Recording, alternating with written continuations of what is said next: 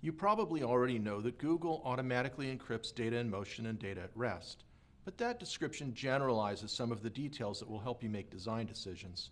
For example, you can use Google's built-in key management, or you can provide your own keys.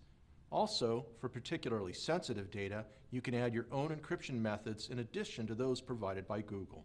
So what about data encryption, key management, KMS for short, right?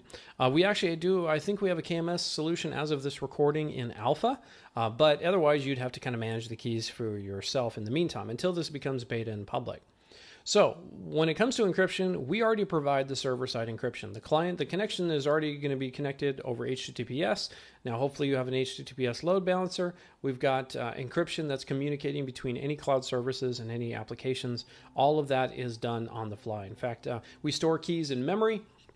So nothing is actually being stored on the applications that can be compromised. This is keeping in line with the 12-factor design process in which we store this in the environment. And also keys are automatically periodically rotated. So that part is pretty much done for you. But a lot of customers want that control. They don't want Google to hold the keys. Perfectly reasonable assumption there. That's why we offer customer managed encryption keys. Now, this applies to both Google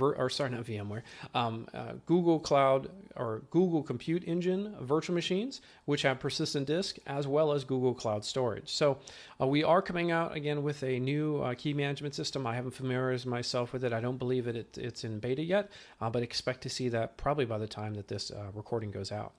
So customer supplied encryption keys, you can basically use your own 256-bit encryption. AES is pretty much what we're supporting now. You want to keep keys on premise. Don't store them in the cloud. You could potentially store them in the environment, but at least you want duplicate keys. And in this case, again, just to reiterate, GCP does use those keys in memory and does not write it to storage. But this way, your data is still stored safely with Google, but you hold the decryption keys. There's nothing we can do to decrypt that data. So that is provided as well on persistent disk. But again, if you decide to go this route, if the key's lost, there's no way for us to decrypt the data. So this includes virtual machines. Now, if you need more control over your encryption, you can add additional things. You can do client-side encryption. So this way, you could actually encrypt the data before you send it over to Google Cloud Storage. And then you could also encrypt the storage bucket. You can do disk encryption. So even though we provide your own keys, you could actually do file system encryption. TrueCrypt, for example, is a very popular one. It's an open source. So there are many different levels. You can really get as granular as you need to when it comes to encryption.